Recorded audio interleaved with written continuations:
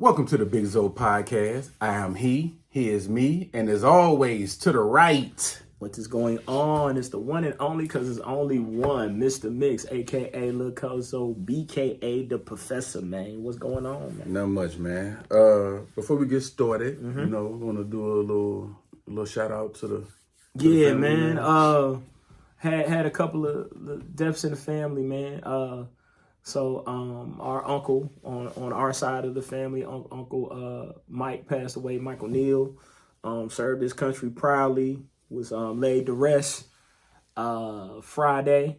So rest in peace to him. Shout out to him. Was a supporter of the show, supporter of us. And then also my brother's best friend, Poochie, man. I lost my brother in 2021 to complications from COVID. Poochie was like a brother to me, like a big brother to me. Grew up with him. He was my brother's right-hand man. So been a rough week in that regard, but dealt with death a little bit. So kind of my perception on it is always, we ain't gonna mourn you or be sad for you. We're gonna live for you. So we're gonna remember what you taught us, remember what you did, remember the good things that you put into the earth, and we're gonna say rest in peace, and we're gonna live it up for you. So rest in peace to those two. Definitely want to dedicate it to all the friends and family out there that know those folks, man. Love. Well said, Cuzzo. Yeah. Let's start with a shenanigan, man. Yeah, so, let's get it. This waitress in Tulsa, Oklahoma, was waitressing at IHOP. Okay. And she was arrested because the family that she was serving, they didn't leave her a 20% tip. So the bill was $83 and they left her $15 instead of the $20. She loses it. She starts embarrassing them. She gets loud. They tried to leave. She blocks the door and was like, pay the $20. You can afford, if you can afford to order all this food, you can afford the 20% tip. She just went ballistic. They had to call the police. She was arrested, all because they didn't leave her a 20% gratuity on the $83 bill. And I wanted to get in the comments just to see.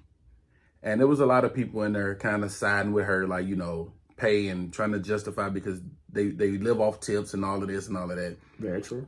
But there's always one comment that one person said, no, don't be mad at the family because the tip is not written in stone. Be mad at the companies and these corporations for setting the wage so low. That's who you need to be mad at. That's who you need to direct it to, because it's not the customer's job to make sure that you got a livable wage and you making enough money to live or eat for the day.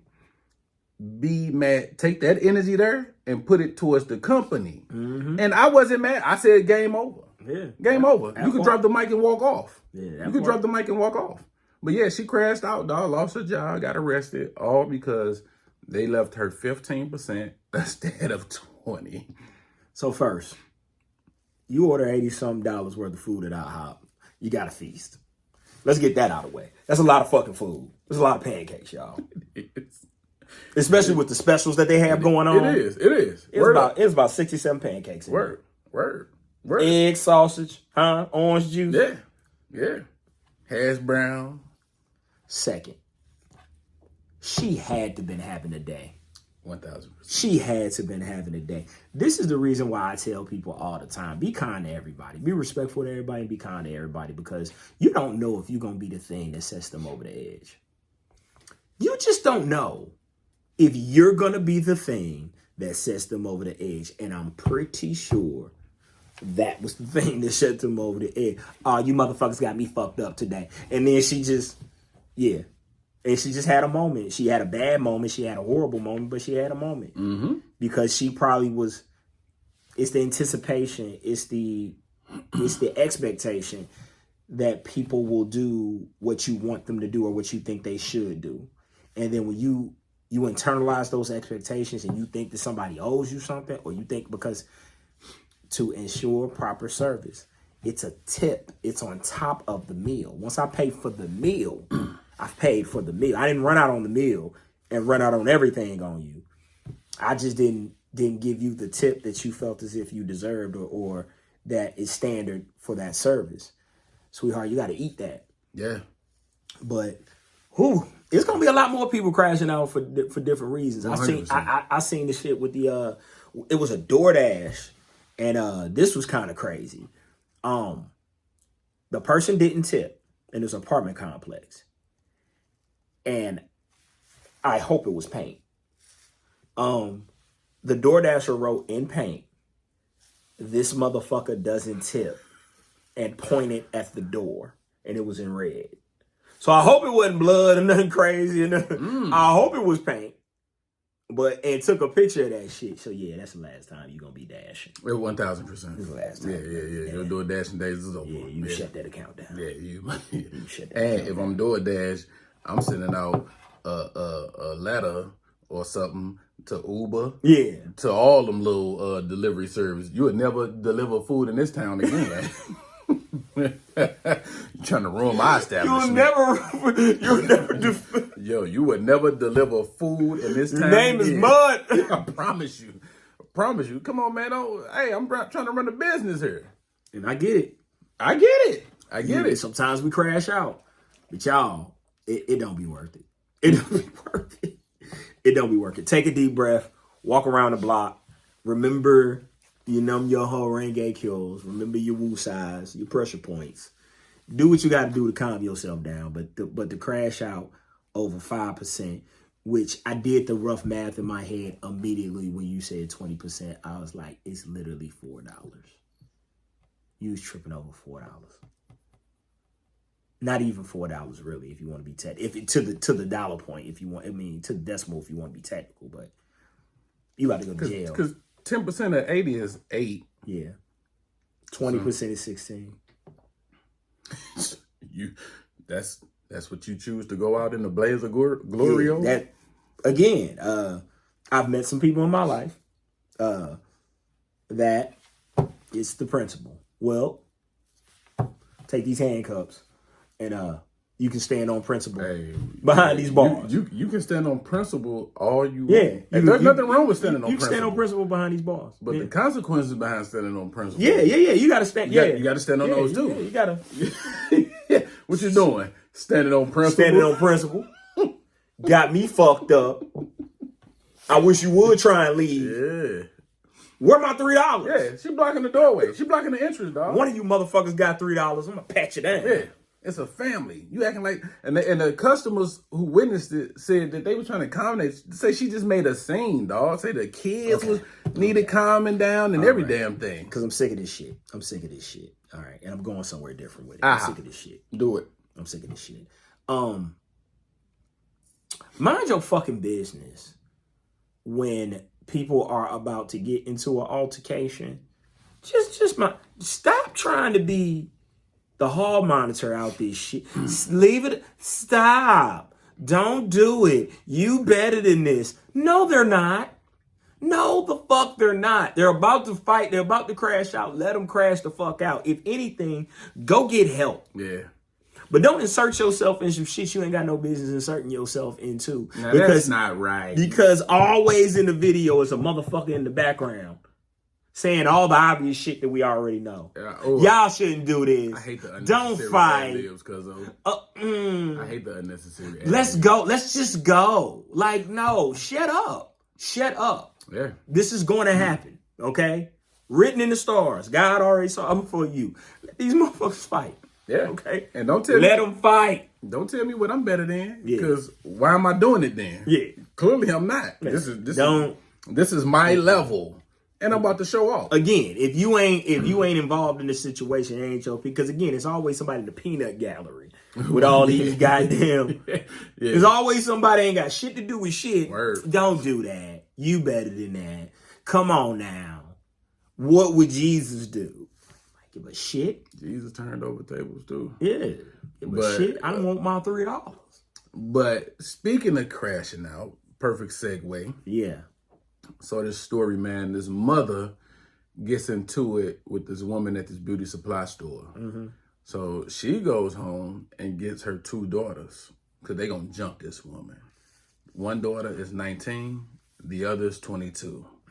They go to the beauty supply store. They jump the woman. They get her good too, according to witnesses. They get her good. But old girl, the victim, who got jumped, come on, she gets to the pistol. They try to turn around and run. She hits the daughters. Bang, bang. They're no longer with us. The mother gets away.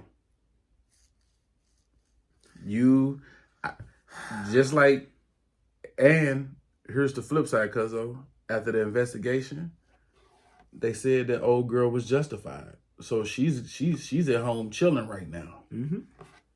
Heifer, you done lost both of your daughters because you drugged them into your foolishness. Yeah. Because your childishness, your immature ass. Yeah. A 19 and 22-year-old. Yeah. No longer here. Yeah. Lost their lives because you fucked around and found out. Idiot. Yeah, you fucked around and found out. Yeah. You fucked around and found out. Didn't nobody have to fuck around and find out for you? Fucked around and found out. She should be charged.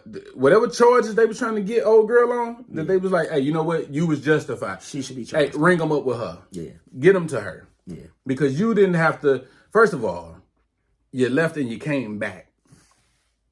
You went home and got help, and then you came back. And then your help got taken out of here. And I ain't trying to make light of it, but I don't want to keep saying, I don't want to say the other words. But they got out of here. And now here you are grieving at the loss of your two daughters over your foolish actions. Over some fuck shit. It's nobody to blame but you. Over some fuck shit. It wasn't the streets. It wasn't the police. Nope. It wasn't nobody else. It wasn't outside the house. It's all on you. It's all on you. It's all on you. And I hope you never forget it. Because you thought somebody was playing with you. You thought somebody was playing with you. These folks ain't out here playing. You don't know what people are capable of. You don't know what they got. You don't know. But look what we dying over, cuz of. Like, you don't know. It's a beauty supply store, dog. Yeah, leave it alone. Leave it the fuck alone. There's one on every corner. Take your business elsewhere. Yeah, leave it the fuck alone. And if you have a 19 to 22-year-old daughter, I'm going to do some rough math. You're probably over 35. The fuck are you doing? What are you doing? Like, at some point, like, I'm not a big believer in age brings maturity because we fucking know it doesn't. Not at all. But I am a big believer in being too old to do certain shit. Like, certain shit you're just too old for. Like, I'm not saying that I won't fight, but it's gonna be a damn good reason if I ever have to fight again. Like, it's gonna be a reason to go to jail or a reason for me to crash out, lose my, like, it's gonna be a reason. It ain't gonna be because a motherfucker stepped on my shoes. It ain't gonna be because I felt disrespected. It ain't gonna be for none of that shit. It has to be no other option. It has to be an egregious charge to where I can justify taking myself away from my loved ones for whatever I did or decided to do. For the protection of my family, for things of that nature, then yeah, I'll go to the max for mine. But because I got in my feelings and then I went and got my daughters, like, that was gone. A 19 to 22-year-old who I ain't gonna say don't know no better because technically they're adults, but you supposed to be the grown one of the group. What you doing? Yeah. It's the blind leading the blind. Yeah, you went and got them babies and got them hurt. Yeah, that's lousy. Yeah. You a lousy motherfucker for that. Wherever you at in this world, yeah, you need to think on that every day of your miserable life. And everybody around you should stay away from you. Yeah. Because you're dangerous. Every day of your miserable life. Because that's fucked up. Yep. Green flags that are sexier than looks. Let's go. They listen. I mean, really listen. Not just to respond, but to understand you. The kind of attention that makes you feel seen. You hear a lot of people saying they want to be seen. They're not being heard. They don't feel heard. And that's important, dog, to actually, like, listen. We talk about it all the time. Listen to understand, not just waiting your turn to get your issue off or to point the finger back at them and all of that. So, yeah. Have you noticed in this little podcast that we have, we don't do that? We actually have a conversation between the two of us because we have the skill of listening. Like, I listen to what he says. He listens to what I've said. I'm not just trying to jump in and jump over his point or interrupt him, and then we'll apologize. We interrupt each other. Like, it's really that simple. Like, you listen to what a person is saying because they're going to tell you through their actions and through their words more so than anything if you just have your fucking ears open and you listen to them. And listening is a skill. So it's a couple things you can do with listening. You can repeat back what was said to you. You can repeat back what was said to you and say, are you trying? You can ask for clarification. Hey, I didn't understand that. What like, this is where I kind of lost it at. You can just be silent. That's a good one. Just shut the fuck up. Just don't say nothing. Yeah. You can be silent. And when they ask you, like, hey, like, you have any feedback? Then you can provide feedback. How about that? But listen, like, not only is it dope, like, for you to do that for your partner, the reason why it's sexy is because there is nothing like when you give your partner a suggestion and they listen to it and apply it. And apply it? Execution is sexy. Oh my good. Oh, executing? Yeah, that's sexy. No, you had told me that you like all flats, right? You was listening? I did say that. Yeah. I said it. I just went and got you some, flats. You just sit. Girl, come in this room. Yeah. Knock these boots. Knock the Mario Kart coins out your ass real quick. Yeah, word. Case in point, they remember the little things. I didn't even know that. Your favorite drink, the way you like your pillow, tiny moments that say, I know you and I care. Yes. Sexy as shit. The small things are just as important, if not more important, than the grand gestures. Because it shows that you studying and that you give a fuck. It's nothing that shows love more than somebody that can tell you about you. Mm-hmm. It's like, no, like, you're not a morning person. And this is the reason why you're not a morning person. Because I notice when you wake up, like, know your routine. Know some of the things to kind of help you out. Insert some of those things to help you out. To help out your man. Like, putting out I know he's about to go to the gym. So I'm going to already make him a shake. I'm going to have a shake in the refrigerator. I got his running shoes out, so he'll already have his running shoes. What? And then, fellas, this is where you shine. This is where the fuck you shine at. Know her favorite flower. Know her favorite color. Know things that she does for her kids or does for herself. And do those little fucking things. Her favorite snack. Just learn little shit. Shoe size. Like, just learn little things about them. Just shoe size. If you can get in close enough, because I know a lot of women don't like to tell their measurements and all that. But just try to find out those little things. Though, man. You can find out. Quick story time on this one. So, very quick story time, but just to illustrate the point. With the young lady, she has some sunglasses. We in the vehicle. We going to a location. She loses her sunglasses. I had a massage set up for her. So I'm like, hey, don't worry about it. Like, I'm going to see if I can find them. Go in there and enjoy your massage or whatever. I went to the mall and I just bought her some sunglasses. It was part of the package. So then when I come back to pick her up from the massage, I had the sunglasses in the bag. Mm-hmm. So I give her a bag, with some stuff in it. And then she take those out and she open those and she's like, you bought me some sunglasses? I was like, yeah, because you lost them and I couldn't find them. And I was so sorry that I couldn't find them. And do you know, emotional? Like, she's emotional at that point. Like, and it's like, it's little things. It's paying attention to people, man. Jeez. It goes so far. It's so small sexy. Things, because it goes so far. It's just little things like that. Just the gesture of, you thought of me. Mm-hmm. And this ain't just one way. No. Men love to be thought of too. Yeah. Like, men want to be thought of. I know we like to front and act like little things don't matter to us, and we macho and I don't need all that. But hey, some men do enjoy being made a fuss over. Yeah. I'm not saying breaking the bank and doing all that jumping through hoops, but some men enjoy having a little extra attention thrown their way. Yeah. And it's just there's nothing wrong with that. Just little things that you can do and you ain't gotta like it'll seem like a fuss to him, but it ain't gonna be. No, it's wet off a duck's back to you. Yeah. Favorite move, favorite food, favorite movie and or entertainment, favorite vice. Say it again. Favorite food, favorite form of entertainment, favorite vice. Those your 3. Use those 3, you got that man. Them your 3 right there. If you food, of course, wait to our hearts and minds.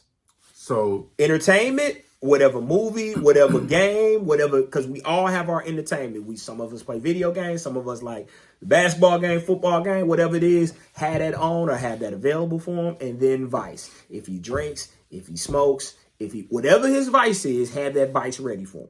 You do them 3 things, you got it. question. What's up? So what is it? Is it the same? Do the same rules apply if the couple is not living together? Yeah, hell yeah. Okay. Because you want to move in, Because everybody ain't shacking up. You know I what I know. mean? Yeah, no. This is even better when you're not because it shows that you're paying attention. Mm-hmm. Like you can even, and I advise folks. You can hit the DM if you need some advice. I advise folks. So one of the things that I would give like my homegirls when they would like hit me up and I would be like, just go over to his place. Asking you come over, go over to his place. And I'll be like, dude, and I give her the 3. I give you the trilogy. This is what you do. Hey, I know you tired. I know you just got off work.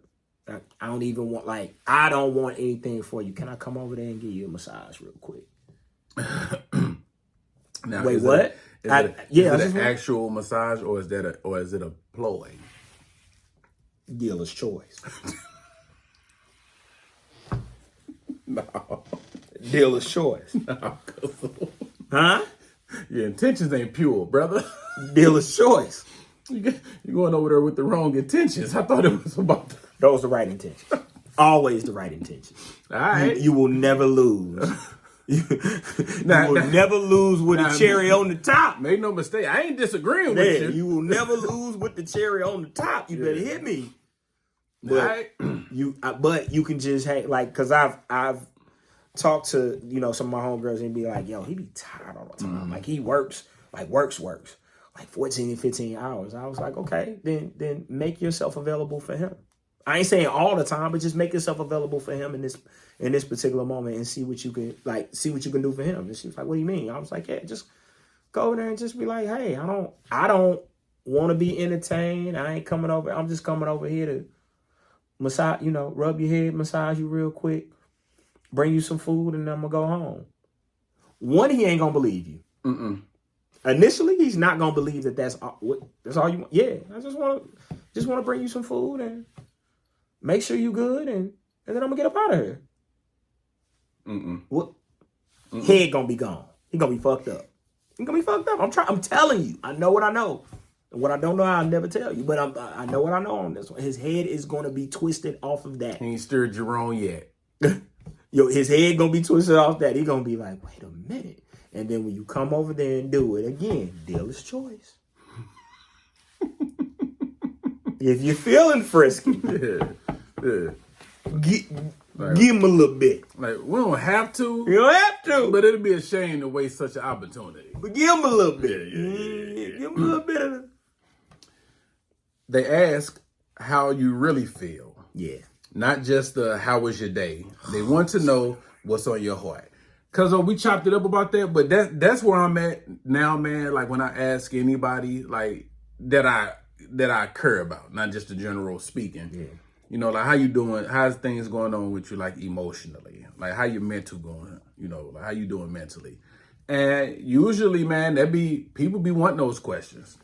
Because I've asked that question and gotten paragraphs, or it turned into a lengthy, little discussion about what's going on. And so sometimes, man, people be needing that segue because, we tend to hold a lot of shit in because we don't want to be a burden, or we think that people don't care, or, this ain't the time, this ain't the right time. And, they got stuff going on. Who want to hurt? Like, it's a whole bunch of things, man. Yeah. So we need those opportunities to be able to unload sometimes, man, when we feeling like, shit is heavy. I'm gonna give you 3. I'm gonna give you 3 real quick ones.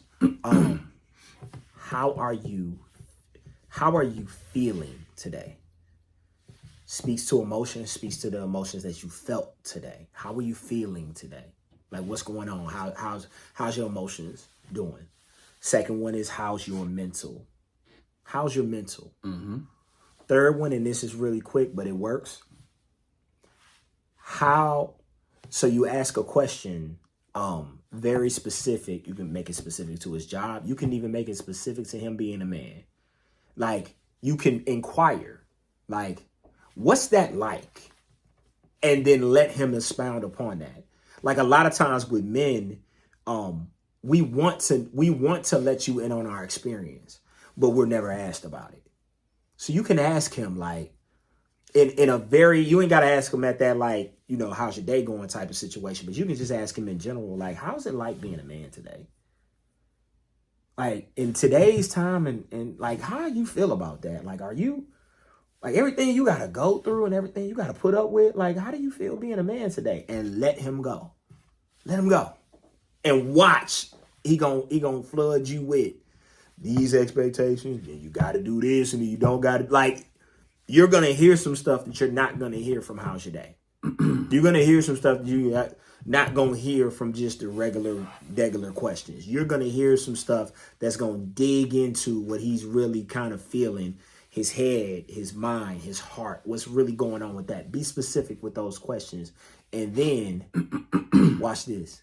Shut up and listen. Back to number one. Just listen. Just listen. You ain't got to fix nothing. You ain't got to tell him how you feel is stupid. Yeah, say it feel wrong. Listen. Hit a couple of babies. Rub That's his crazy. head. Rub his head. We've been doing it for years. Do the same thing. I can promise you. You got them. They make you feel emotionally safe. Yes. You don't fear the reaction. You can be messy, honest, vulnerable, and still loved. Yeah. Yeah, that emotional safe space is very, very important. Yeah, because I have a dark sense of humor. Yes. I'm going to say some shit, and if you look at me a little differently, we might not be friends no more. Because I'm going to say the shit that everybody's thinking, but don't nobody want to say it, and I'm going to say it at the wrong time. Okay? All right? I'm going to say it at the wrong time. Yeah. I could be inappropriate. No, I'm extremely inappropriate. Yeah. Not this one that we just went to. The lady did a great job. But a couple years back, at my grandmother's funeral on my mother's side, we had a couple of unauthorized solos. You know, a couple of unauthorized solos. Hey. Nobody asked you for this, sir. Hey, yo. Nobody asked you to do this. A funeral is not your time. It's not your time at the Apollo, yo. And it definitely ain't time for an original selection. An original piece. Yeah, you trying to get your mixtape off? Yeah. Nah. Yeah, you made that up on the spot, sir. We don't want to hear your lead single. Yeah. We don't want to hear that. Yeah. So when I look at my people, and they look at me, we be thinking the same thing. So if you're not one of them people, to where, again, that's what it means to be safe. It really, when I say safe space, it means you can say and do whatever, and you're not gonna face any type of judgment. Yeah. Because a lot of times, and I'll speak for women on this, they be wanting to say some shit to us fellas, but they be feeling like you gonna look at them differently. And that ain't cool, bro. Like, give her the place and the space to be able to express to you some of the things that may be a little risque, maybe a little out there and whatnot, and vice versa. Of course, with men, for men, it's more vulnerable. We want, like, women, we need y'all to let us be vulnerable, to let us really show our emotions without being judged. Women, fellas, women want to be inappropriate. I'm gonna just keep it real. That's like all my homegirls and all the girls I've been, they want to be inappropriate, but they feel judged when they say the inappropriate shit. And I always say it is safe over here. Say all that inappropriate shit to me, because I was thinking it. Because they be so hilarious in private. Yes. Like, damn, you funny. Yeah, but they be so proper in it because I can't say that. I'm on the school board. Yeah, word. But for real. I'm an usher. I can't be saying that. But you knew damn well that hat was way too big for her head. You knew it. The cock age deuce. I seen you smirking. Yeah. She's never hitting all the Patriots on the way in. I'm sorry. Can't nobody see. Yo, they're growing with you. Yeah. Not perfect, not always easy, but they choose you again and again with effort. to the last point, to this point, God is not through with me yet, huh? Look at us. Look at us. We would have said something crazy. I see you didn't cuss her out. And I'm proud of you. And I'm proud of you. Look at the growth. Look at the growth. Because you, 3 years ago, you would have cussed out. You would have cussed out. You would have cussed smooth out. I would have been with it, but I'm glad you didn't cuss her out. I really am. I really am. You like applaud the growth on both sides.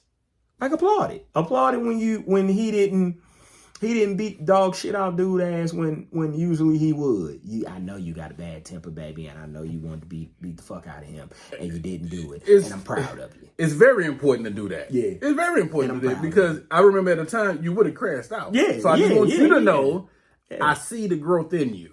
Yeah. And I'm proud of you. Yeah. When you get home, Yeah. let him know. Like, baby, I saw that. Yeah. I saw your fist ball up. I saw it. I saw it. I saw you was gonna hit him in his eye, and you didn't hit that man in his eye. Because then we gotta find a new school for Junior. We gotta find a new school. Yo.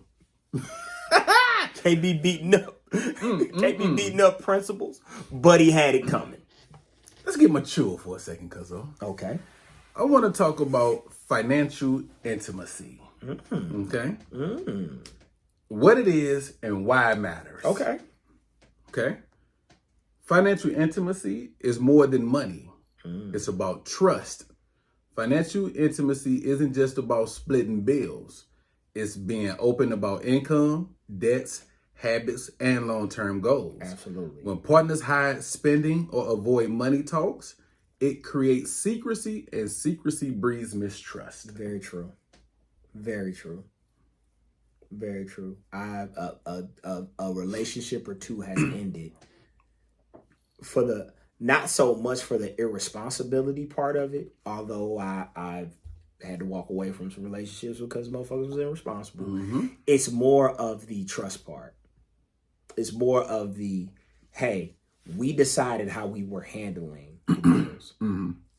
Trust that I'm going to handle the bills that I said I was going to handle the way I was going to handle them. Trust that I'm going to do the thing that I said I was going to do. I think I told the story, but if I haven't, I'm going to tell it real quick. So the way that I would pay bills would be, so me and spouse together, we had decided that I was a little better with paying the bills and better with money. So the way that I pay bills is we get paid every 2 weeks. That's 26 pay periods.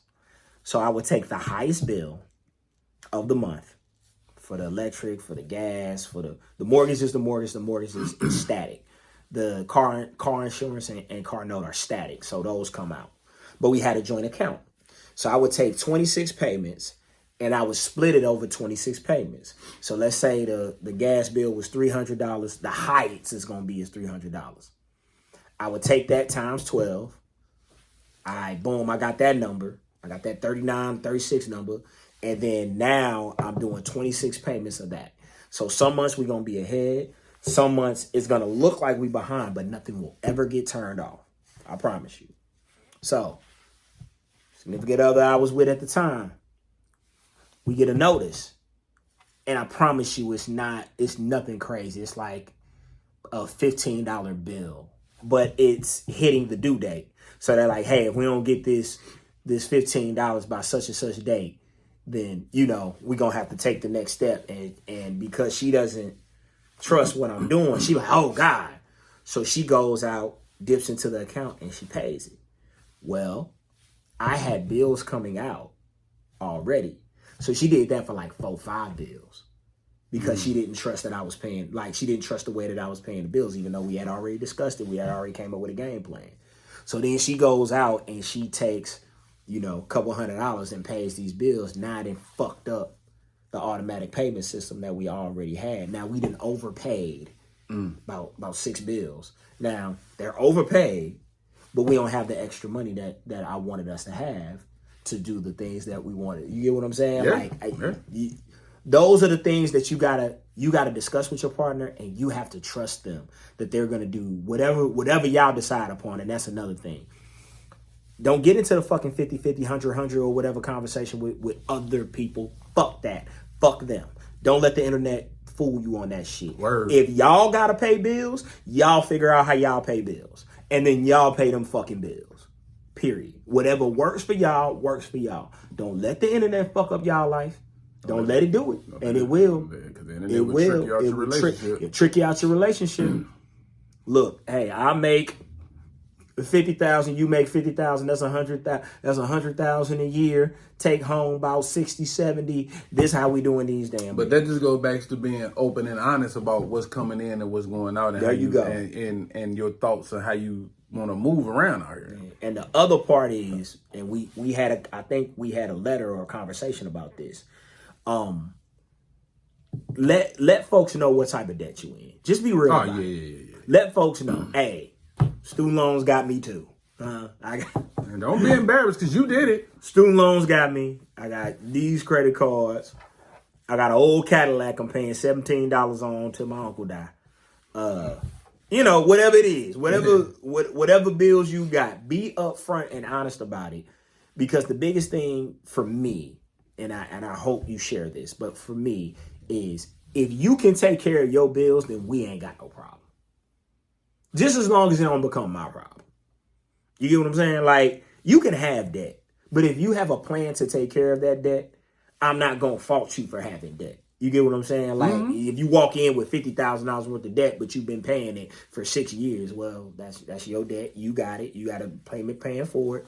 As long as you got a payment plan for it, I'll stack this money on the side so we can pay it off maybe a little bit sooner. But the only way you're going to have that, you're going to have some real and some honest conversations about that. So, yeah. Money is the number one source of relationship stress. Can be. Studies consistently show couples fight about money more than almost anything else. Not because of the dollar amount, but because of what it represents. Security, control, freedom, or even love. Yep. Nothing pisses a grown man or a grown woman off more when they say you can't spend your money that you earned on the shit that you want to spend it on. Oh, man. Or somebody else is telling you, we can't do that. That control, that's the one. We can't do that. That's the one. Because don't nobody like being told no. No. Nobody being told no. And sometimes that it has to be no if we looking at the bigger picture. If we thinking about the long run. If we got our goals together. No. Yeah, if we got our goals together, then it's gonna be no. It's gonna be no on both sides. It ain't just you have to sacrifice. It's I gotta both sacrifice. Yeah. So if I got to scale back on some of the pleasures that I enjoy, or you have to scale back on some of the pleasures that you enjoy, then that's what we got to do. Yeah, because we got the bigger picture here. So you can't go into it with the ego of like you trying to control me. Or you trying to tell me what to do. I'm grown. I ain't no kid. I earn this money. Like, That's why it's super duper important go over there then. To establish all this shit before you get into a relationship. That's a fact. I subscribe to account for you, account for me, joint account for us. Joint account takes care of bills, responsibilities that we have for household. Your account is your account. My account is my account. Throw it in the air like LeBron. Burn that shit up. I don't give a shit. Do whatever the fuck you want to do with your money in your account. Do not touch what's in the joint account. The joint account is for joint things. The joint account is for joint investments. Mortgage, house note, kids, college funds, all that stuff, joint account. My account is my account. I come home with some shoes. I don't want to hear shit. I bought it with my money. I bought it with this over here. Word. Like, every time you click something on, it turn on. Yeah. So, leave me alone. Yeah. Like, don't, leave me alone. Yeah. Like, we not finna, because I don't do that to you. So, I'm not finna, that purse was expensive.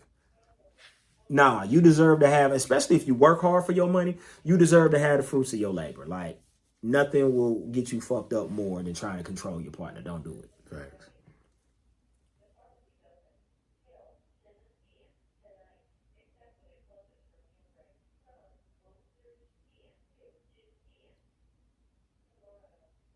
Damn, bitch.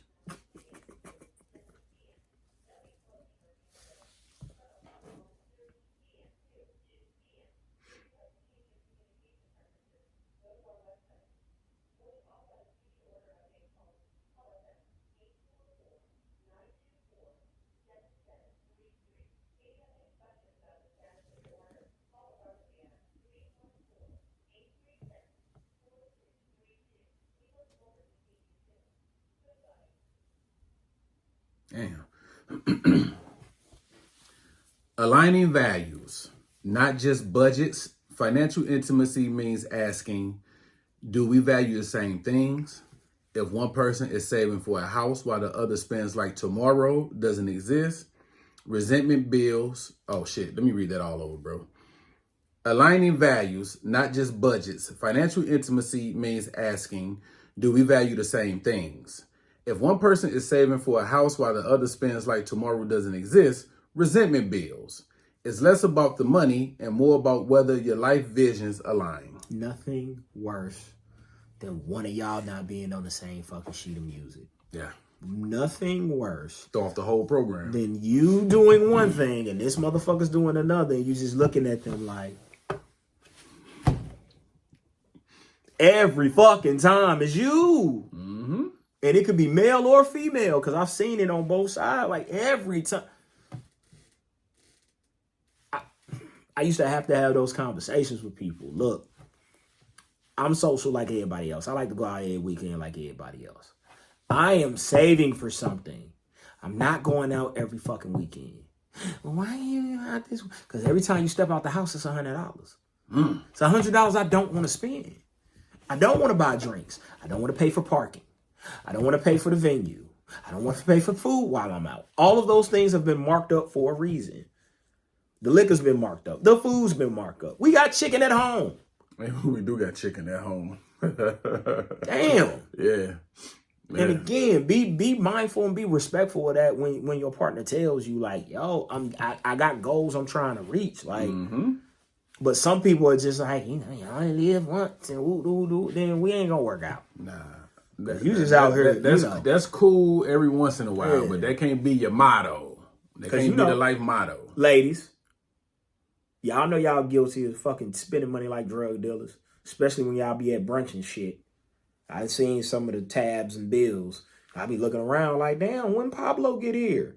You motherfuckers buying bottomless mimosas. They're gonna have a good time. Yeah, bottomless mimosas. You done bought everybody an appetizer for no goddamn reason.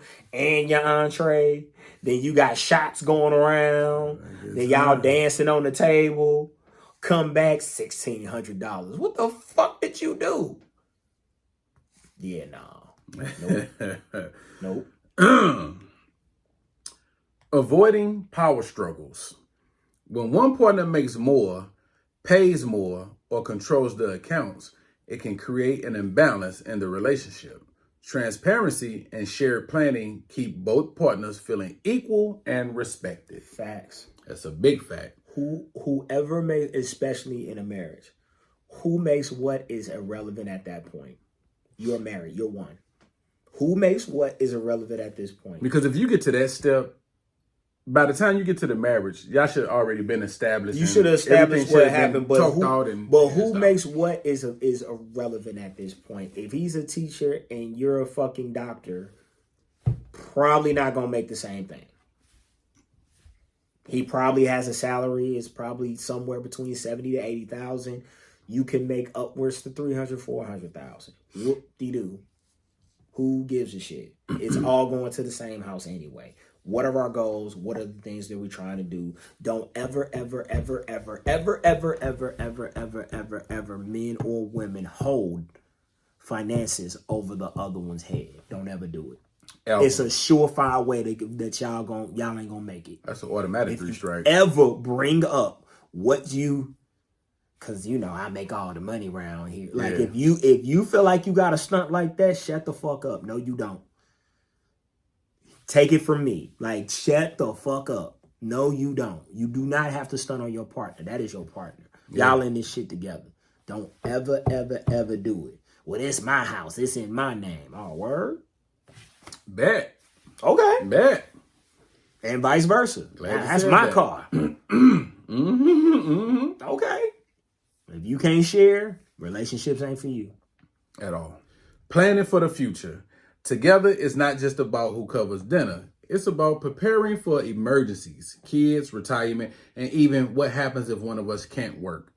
Financial intimacy means being a team, not two individuals coexisting. We just talked about that. Yes, sir. Teamwork make the dream work. And if you want your individualism, then just don't get in a relationship and don't share your finances. But if you do get in a relationship, honesty is the best policy. Establish rules and regulations up front.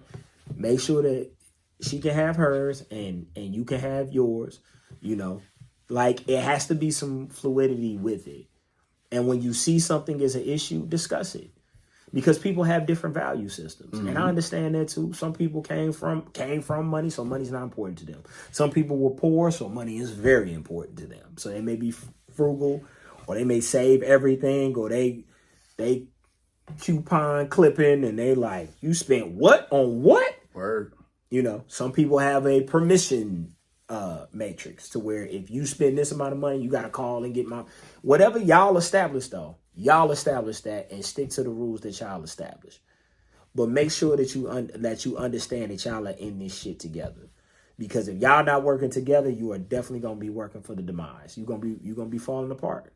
If you're not working together, I promise you. And money is an easy one to do because ego is attached with money and the money that you make. You get a lot of ego with that. You know, I make X amount of money, woo, and people like to stunt and flex with that, but you ain't here to stunt or flex on your partner. You're here to help your partner. You're here to be a part of a group. And last thing, I don't do universal red flags, but this one is a universal red flag. Be weary of a person that's never played team sports or never been a part of a team. Be weary of that. And the reason why you're weary of that is this right here. They're not used to having to play a role. And I'm not talking gender roles. I'm talking just a role.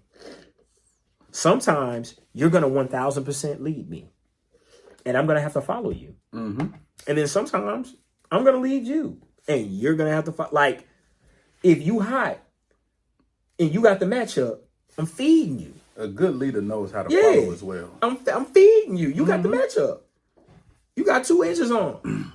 Take them to the post. You're going to eat till we can't. We're going to feed your ass till they stop us. So they do something different. Yeah, till they stop us. But most people don't have that mentality in relationships. It's about the win.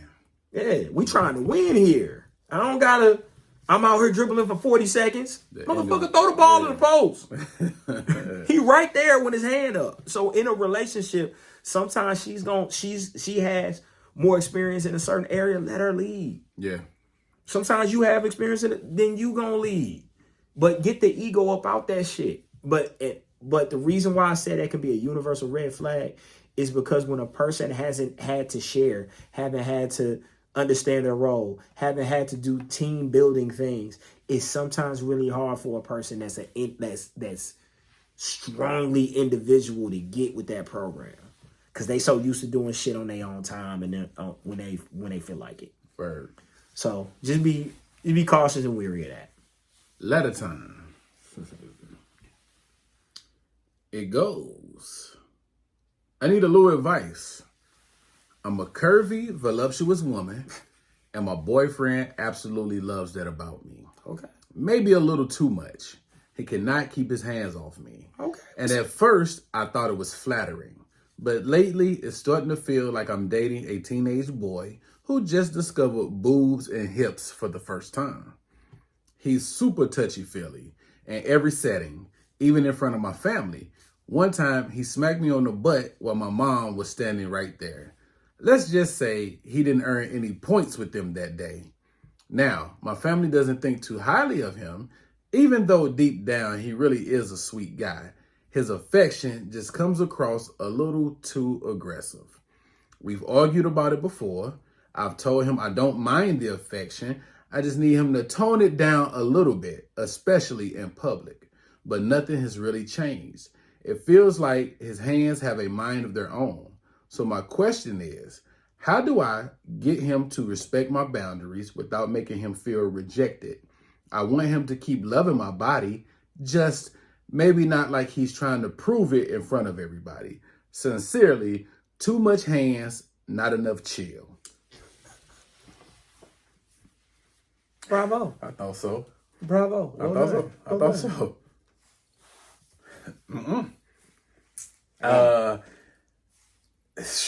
Yo.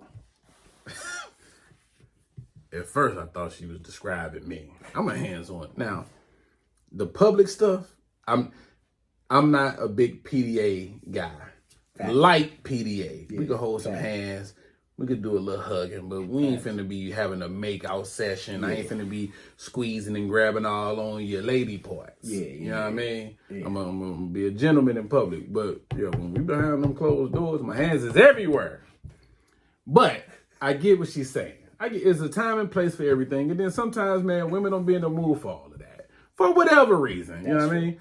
So I think that's where, my man got to, well, she said, how can she get him to respect them boundaries? Because clearly he's not respecting the boundaries. Now, I don't think it's to the point where, because she says she love him and, she don't mind it. Just, hey, it's a time and place for it. So I don't think the relationship is in jeopardy.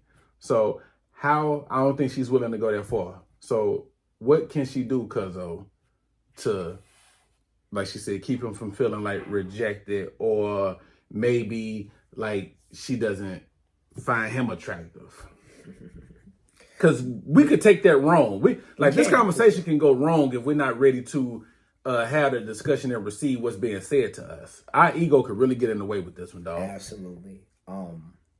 This is gonna sound so bad, but it's gonna work.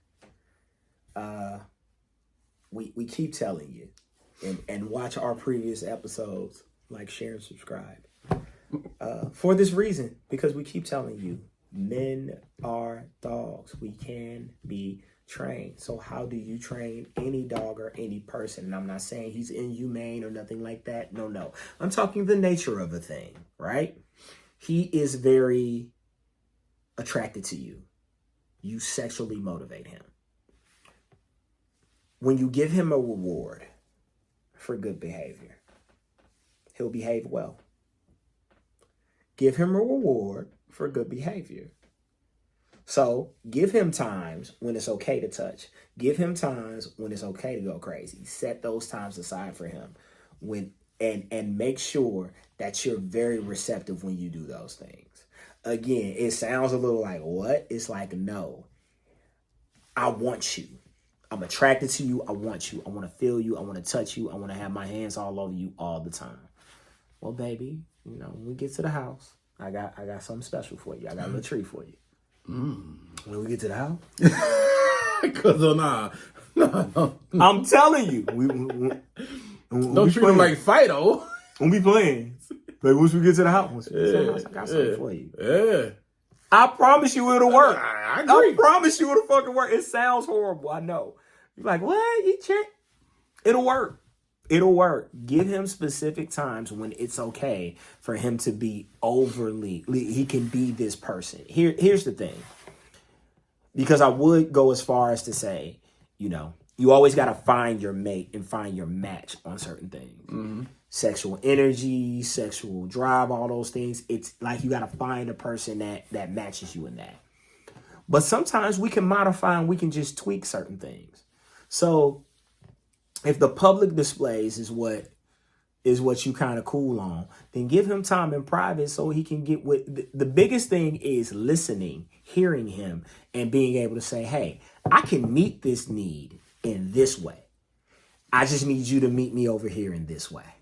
That's all. Okay. That's it. Like, we never know, just not right now. I love that. I love that. Never know. Just not right now. But later on, I got you. Like, that's all. Never know. Just not right now. And if you give him, I think if you give him the time and the space to express that without judgment, he will accept that. Like, he'll not only will he accept that, he'll appreciate it and he'll go crazy within that time. Like, he'll go because crazy. That means that specific block is for him. Hey, yes, have at it. Have at it. Yeah. Get your grope on. Get your grope on. Get your grope on. Feel it, baby. I'm with you, Cuzzo. Hey, feel the curve. Hey, just for you. Just I'm for you. I'm with that. I'm like, with that. It's the reward system. It's the like I got a special treat for you. Yeah. Like the minute you say special treat for me, again, perked up all ears, because you're right. Men are, especially sexually healthy men, are like teenage boys. That's a good thing that you have, baby. It's a lot of men out here. Ugh. Not quite up to there. You feel what I'm saying? They ain't got that energy. Word. He has too much energy. We can always kind of govern that. It's hard to get you up there. Like, it's hard to get a lot of men. You know, we done had letters to where it's like, homie can't perform. Because it's hard to, a sexually charged woman. Yeah. The average sexually charged man, it don't compare. No. You're gonna get blown out. Yeah, it's no comparison. You're gonna get blown out, fella. So give him specific, again, talk to him, softly, gently, no judgment.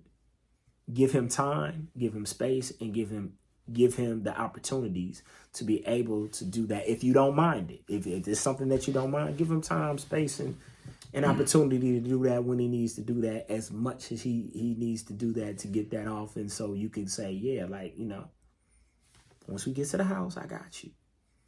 And he gonna, again, like a puppy. Okay. Like, I promise you, it sounds fucked up. Again, I'm not saying that this is, doesn't sound great. It's just true. Because if you tell me never know, just not right now. Remember that. Never ever. I'm not a believer in turning down your partner. Just not at this moment. But give me an hour, give me 30 minutes, give me 2 hours, give me this day, give me that day, and I got you. As long as those needs are being met and he feels as if he's being listened to and accepted for who he is, and you're not trying to change him, you're allowing him space to be the person that he is. Because again, extreme attraction to a person is a great thing, sweetheart. It really is. Facts. It really is. Because you could have a man that ignores your ass. Or you walk past this motherfucker, he like, move the game on. Like, get them titties out of here. Yeah, I'm trying to watch TV. Like, yeah. Same titties from yesterday. Same titties from yesterday. You ain't got no new titties in there? No. I ain't never saying that. But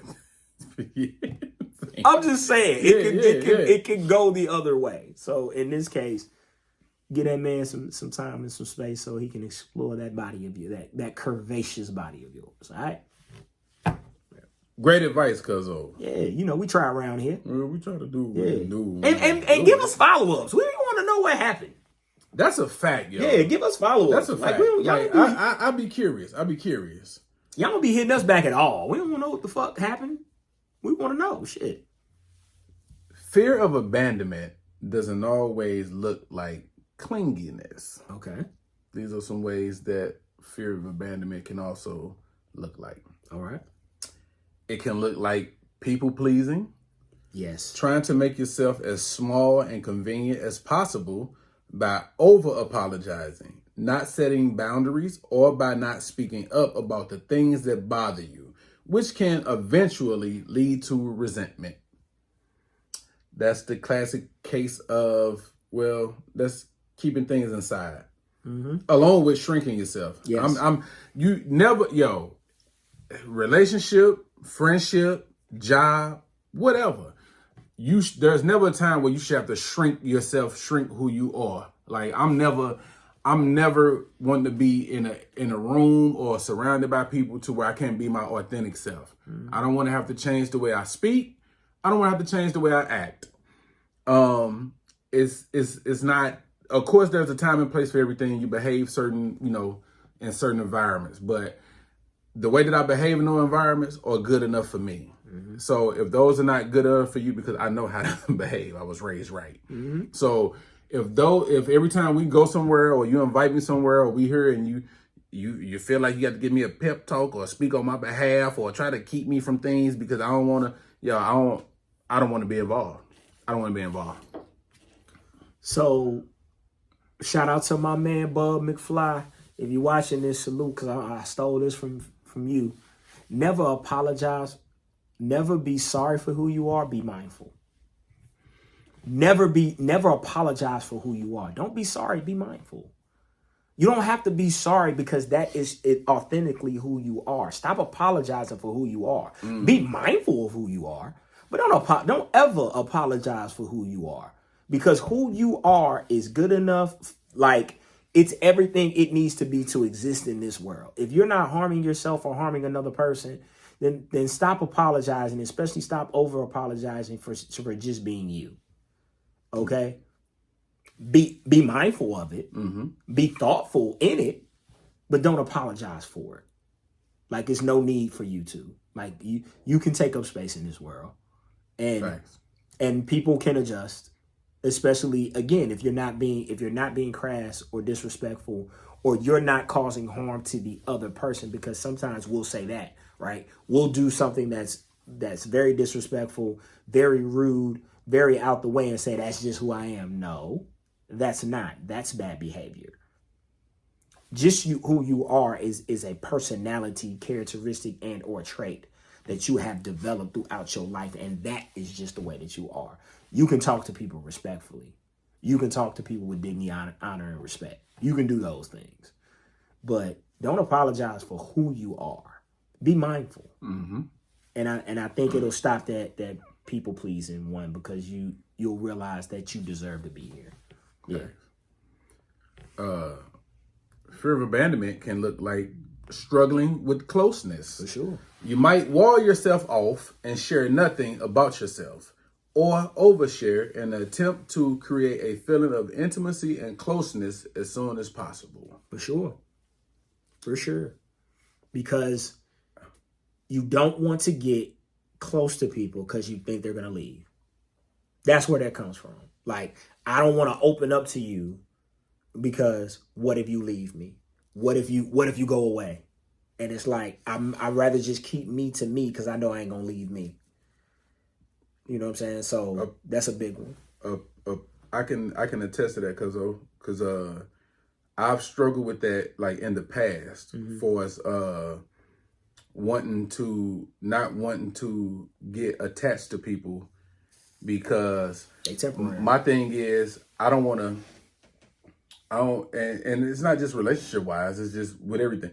I don't want to, like, fall in love, or I don't want to develop this care and these feelings for you or whatever, because I feel like at some point you're going to dip. And now I got to start all over again. Right. So I found myself, when I started to notice it, like, I was doing it with everybody. Right. Friends, family, whoever. It was like my defense mechanism. It was a way of protecting my feelings and my emotions from feeling pain or sorrow or the hurt. You know what I'm saying? So I would put up this wall. So, and me, I can function, could be in love with you or like you or hang out with you and be fond of you. And I mean, I could display those things and still have my wall up, and you would never know. You would never know. Yeah, you'll never know. You would never know. And then when it goes awry or whatever, it comes to an end, not bragging about it, but I'm okay because I didn't let my wall down. You learn to operate within that shit. So I didn't fall 10 toes down. Yeah. I'm in love, but I didn't fall head over heels in love to where it'll destroy me. Yeah, absolutely. A fear of abandonment can look like testing people. You might test people by doing something drastic or pushing them away and seeing whether they stay or how they react. That's a fact. I think at some point, whether we want to admit it or not, I think we've all have done that to some degree. For sure. Where they just be like, I'm not going to text her first this morning and see if she reach out and text me. Which is annoying. But we've all have done that in some shape, form, or fashion. I'm not a fan of it, but hey, I think it's actually kind of natural to want to know how, but to me, that's a toxic way of going about it. Very toxic way of going about it. It's a way you could figure out or ask somebody or them showing you without going about it this way. Because I'm a big fan of doing seeing what you want to do, so I know what you're gonna do. I want to see what you want to do. If you want to talk to me, call me, text me. If I don't answer for whatever reason, I didn't answer. If I answer, we'll talk. I know that's hard for people because the rejection thing kind of lingers in their head, and it's like, you got to get over that. Because if I want to call you or if I want to talk to you, I'm going to just hit you. Yo, what up? I'm going to send you something. I'm going to engage with you. You may be like, oh, man, I ain't. And it's like, okay, that's cool too. But it has nothing to do with me at that point. I reached out.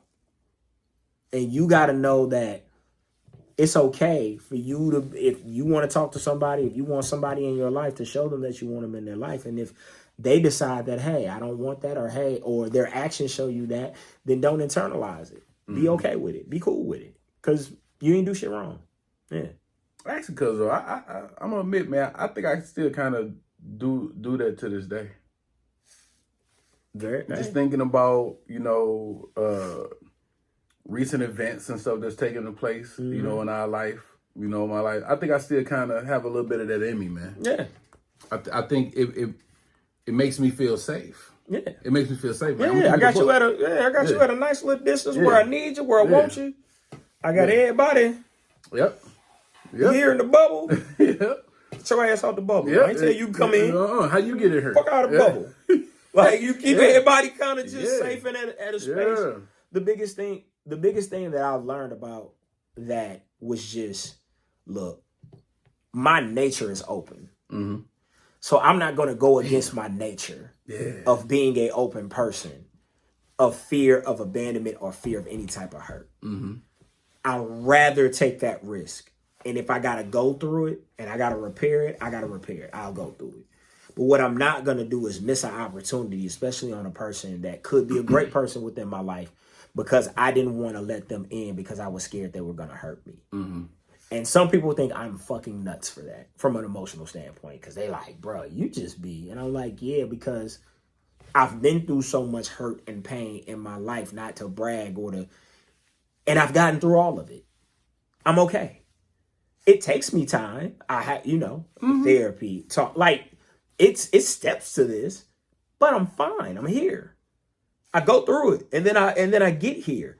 So it lets me know that I'll be okay. Yeah. It may take me a minute to be okay, and you're gonna be okay too. Like, it may take you a minute to be okay, but you're gonna be just fine. There's no heartbreak. As long as you're breathing with sound mind and sound body, you can get over anything, including a heartbreak, including some pain. Now, you may not want to go through it because it really feels like physically like somebody hit you in your fucking chest. It feels like you've been hit by a truck when certain people hurt you. It hurts. Yeah. And you don't want to keep experiencing that. But at the same time, to be afraid of it because you think you're thinking the worst, it's a self-fulfilling prophecy. Like, so it can't do nothing but come true. Mm-hmm. You know what I'm saying? So you got to make sure that you don't even let that shit creep into your head. Assume good intention. So. Mm-hmm. It can look like pulling away first, distancing yourself, or leaving others before they have the chance to, in order. Oh, wait a minute. It can look like pulling away first, distancing yourself, or leaving others before they have the chance to, in order to protect yourself from being left. Definitely. That is that's a real thing, but I think that's a shitty way to be. It is. That's like watching an hour and 50 minutes of a 2-hour movie and then being like, all right, I'm done with it. And just leave it hanging in the balance. Happens all the time. Don't do people like that. Please don't do people like that. Don't have somebody falling in love with you and thinking that we rocking and rolling or we developing this friendship, and then once you start realizing you starting to fall too, you go, well, I'm just gonna go the other way because damn that. We not going. No.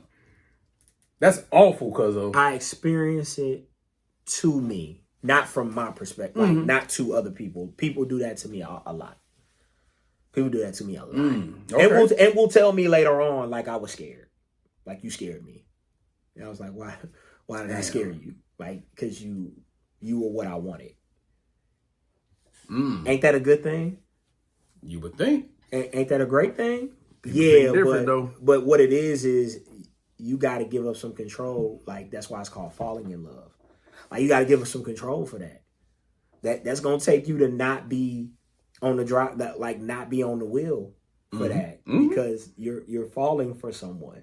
And so what they'll do is they'll pull away. And I mean in every type of relationship. I mean in friendship. I mean in all those. Yeah, this shit not just... It gets too good. Mm-hmm. Let me get up out of here before somebody fuck this up. Or let me get up out of here before they start expecting things of me. Woo! That one. Because we will run away from expectations and responsibility. That one. Once it go too far, hey, as long as it's fun and games, every time we link up, we just bumping and grinding and having a good time. But the minute it go to, hey, we might need to start developing. Well, hold on now. Yeah. Hold on. Hey, what a fun at. I'm here for the fun. We do not do that here. We don't do that here. All this responsibilities, insurance shit. Like, hey. But no. yeah, that's a real thing. Because it can look like not asking for help. Which is... You might worry that needing support or help will push others away. So you don't want to risk it and never reach out. I struggle with that. I struggle with asking for help, but not for fear of abandonment. It's with me. It's more so of a pride and ego thing because I like doing shit myself, and then everybody don't like what's important to you may not be important to others, man. So I may be passionate about something, and you may hear me out, but then it fall by the wayside, or it just you forget about it as soon as the conversation is over. So then I'm left wondering or waiting. Like, I hate waiting on people. I struggle with that, dog, because let's go. Let's have a moment. I love you because when I first started, hey, Cuzzo, hey, come do it. You was like, all right. And then like the next time I called you and asked, you was like, all right, cool. You showing up. That third time, I ain't call you. You hit me up and was like, hey, is we recording today? I was like, yep. And I like that. My thing is I'm gonna have to chase. I don't want to feel like I'm big and like I'm pursuing you, like I'm courting. I don't want to feel like that. I understand that. Because I'm gonna communicate what it is I like, what it is I need, and blah, blah, blah. If you can help me, if you want to help me, by all means. But I struggle with asking for help, dog. Like, it has to be a dire need, because if I think I can do it, I'm going to do it. Or at least I'm going to attempt to do it. And I think, thank you for sharing that first. Appreciate it. I think that it's a great thing that you do that first, because I believe in people will help you push the car if they see you pushing the car. Like, people will help you push the car up the hill if they see you pushing the car up the hill. Like, if you trying to help yourself, then it's no problem for me to help you. It's when you sitting on the side of the road and it's like, what's wrong? It just stopped. So you ain't try shit? It's just gonna let it sit on the road, huh? Hey, that's a great example. You just gonna let it sit on the road. You ain't gonna push it a gas station right up there. You ain't gonna try and put it in neutral. Yo, let me cut you off real quick. Because I have done that. Yeah. I have gotten out and helped push a car out of traffic. Yeah. And I can't tell you how many times I rode past a car, somebody just sitting in the whip, but I definitely have got out and helped move their car out of traffic. Yeah. Damn. Because when you see somebody doing something, it's easier for you to say, I see you doing it. Let me help you. Yeah. As opposed to, get up. You gonna get up? All right, let me pull your ass to your We ain't doing that. So I will say this about the help thing. Don't be ashamed. Don't be afraid. Don't be prideful to ask for help. The biggest lie that you've ever been told is that I got it out the mud. I did it on my own. Nobody does it alone. Nobody does it alone. That's a fact. Whatever you do great in this world, you're going to do with a team. You're going to do with some people who helped you. You're going to do with some people who believed in you. Teams win championships, not individuals. Just remember that. Like, just remember that when it comes to asking for help. Now, to your point, try. Fucking try. And then I'll help you. But if you ain't tried shit, you ain't even troubleshot yet, I shouldn't be your first call. Now that I'm with. Like, don't make me your first call, because a lot of people make me their first call. Yeah. Hey, man, did you try this? Did you try? No, I ain't. I didn't call you. I thought you was going to do it. Yeah. Fuck you. I had to shut that being the first person to call shit down. Fuck you. Especially when it came to, like, people moving. Yo, I hate helping people. We all do. Yo. don't call me because I'm the biggest nigga you know. Yeah. Don't. They love that. Don't do that. You look like you got a strong back. I be seeing you in the gym and shit. I know you can lift some shit. Don't do that. Fuck you. Don't do that. This is my back. A fear of abandonment can look like unhealthy dynamics. If a relationship feels too safe or secure, you might feel an urge to look for flaws, pick fights, or find reasons to end it first so you don't get hurt. Or you might stay in unhealthy dynamics for too long because it feels safer than being alone. I call it poking holes. I call that poking holes. When a person is finding shit wrong with you. Finding shit wrong. Looking for that aha moment. Looking for the I knew it. I knew you was like that. I knew it. I knew that's how you was like. I knew it. Yeah. I don't fuck with him no more. Why? This nigga. Yep. This nigga. So we go to the store. I'm like, I need 35 cents. This nigga give me $2. Bitch ass nigga, you had 35 cents. See, I don't fuck with niggas like that, man. Be shortchanging you. Literally. Shut up. The fuck up.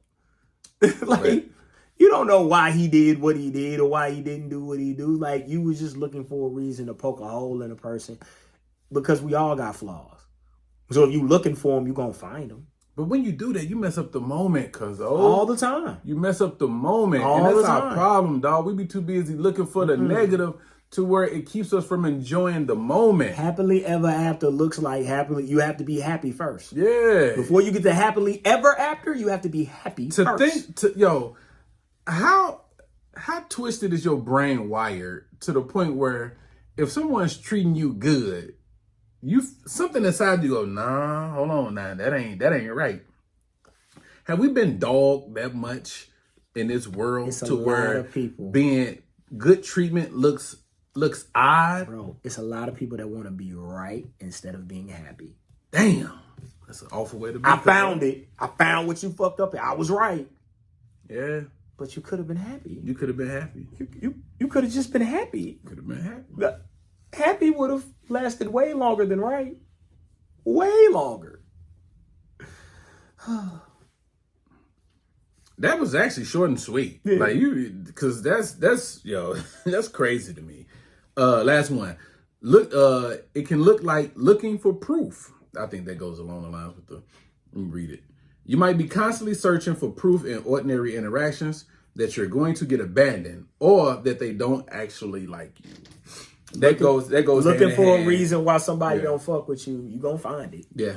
You gonna find it, and it's gonna be in the dumbest and smallest of things. So just don't do it. You gonna find it every time. Yeah, you gonna find what you're looking for every single time. You gonna find what you're looking for, especially if you're looking negatively.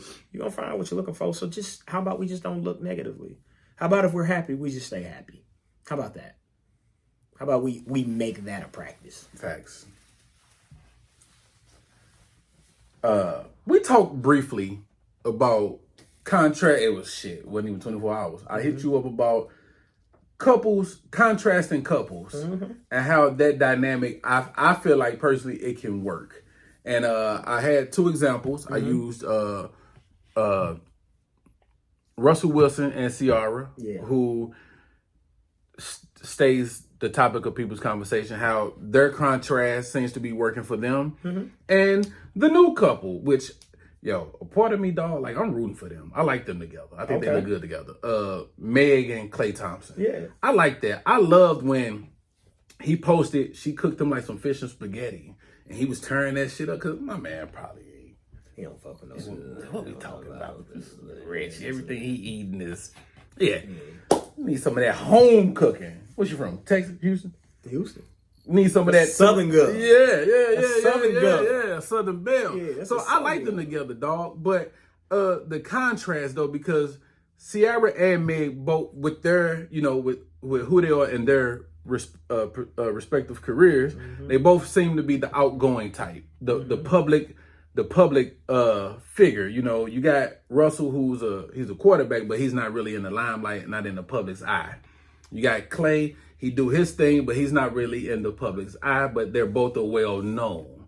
And they both come off as mild-mannered gentlemen. I think that those two dynamics can work when the man is kind of like the mild mannered, laid back one, the observant one, and the woman can be like on the forefront and get the attention and I just love those type of dynamics, man. I think that shit can work. I think opposites attract in general. So I took it a different way. Well, one, the relationship that you're describing to me, I'm gonna give you a fictional one, and as soon as I give you this fictional one, you're gonna know exactly what I'm talking about.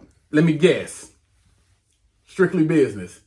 Halle Berry and Tommy Davidson? Ooh, I wasn't. I was trying to guess. I wasn't, but that's better. That's a great example. Wayman Tinsdale the third, huh? Yeah. And go Natalie. And Natalie. Yeah. Like Tommy Davidson, but yeah. Yeah, go Natalie. Yeah. Works. If you've never seen Strictly Business, shame on you. Go watch Strictly Business. One of my favorite songs is on there. You told me you love, man. Go watch it. It's a classic. Strictly Business is a classic. It's a classic. Go watch Strictly Business. You'll know exactly what we're talking about. But the fictional relationship that I was talking about is Shame and Peaches. Yes. Shame and Peaches. Yeah. Low down dirty Shame. They were complete opposites. He's tall. She's short. She's a fucking firecracker, a little bit hood. He's more refined. He got it in him, but he don't kind of feed into that side. He's always calming her down. Yeah. He's always having to come to like she listens to him but too. She listens to him. It's that contrast. And then what's ironic is something playing on the screen right now, and I love their dynamic, and they're opposites. Come on, man. Martin and Gina. Gina was the more reserved one, bougie, two parents, came from money. College educated. Martin is the hustler, street, funny, outgoing. Yeah. It's opposites attracting. It's what it is appreciating what someone isn't. Yeah. I'm this. Yeah. You ain't.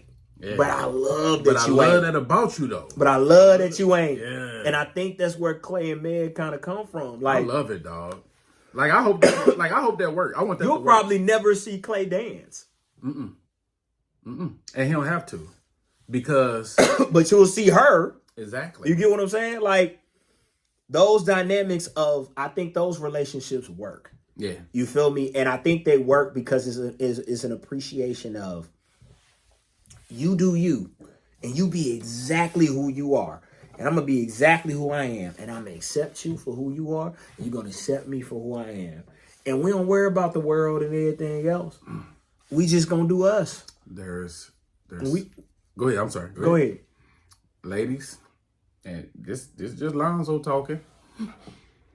There's something to be said about switching up your patterns in your life.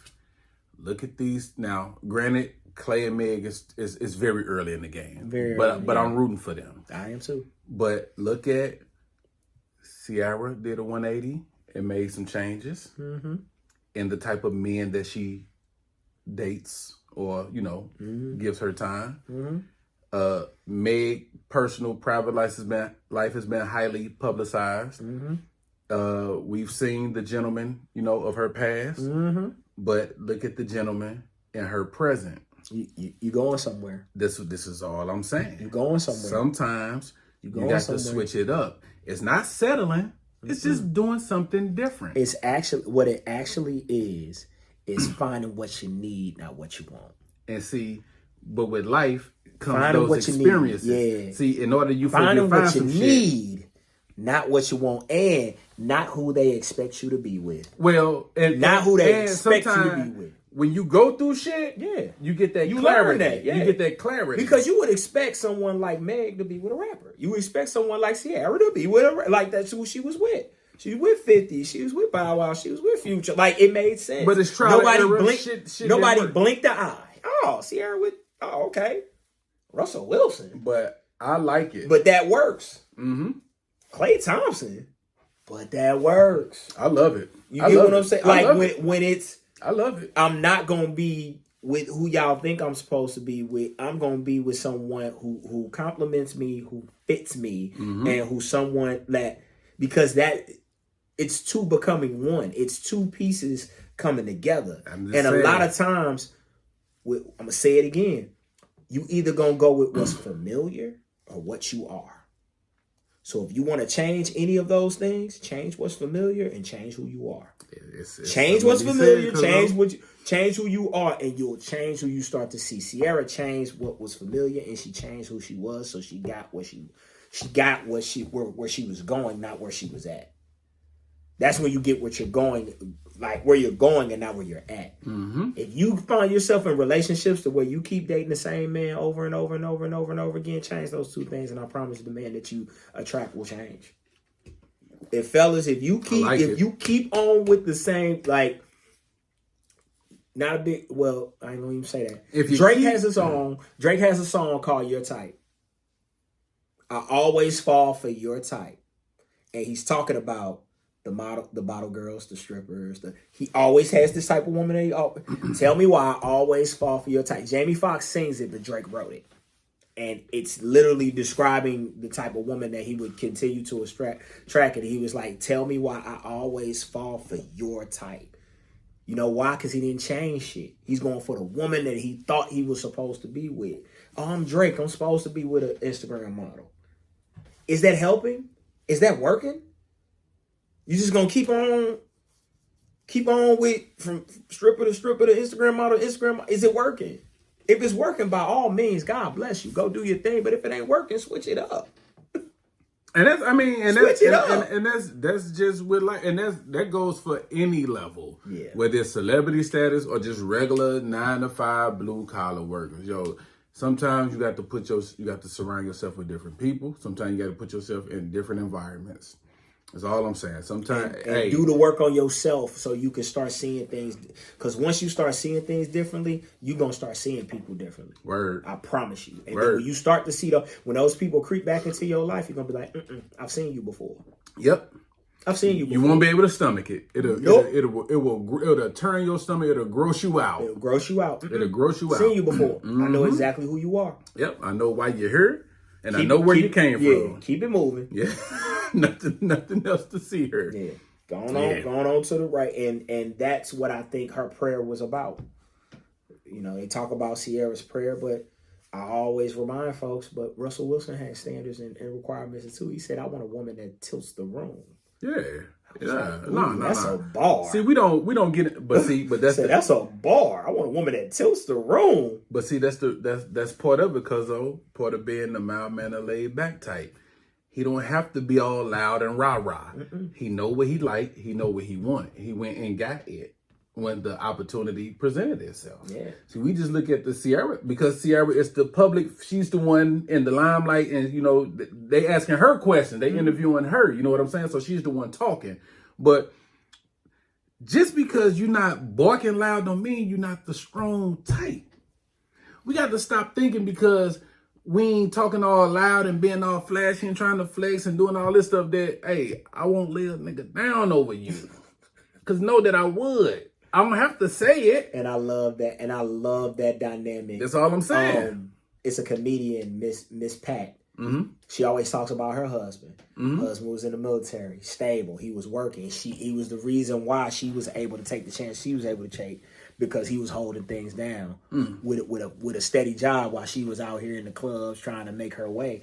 And she always talks about like him being very reserved. You know, she was in the street at one point in time. She had kids. She was wild. And if you know Miss Pat,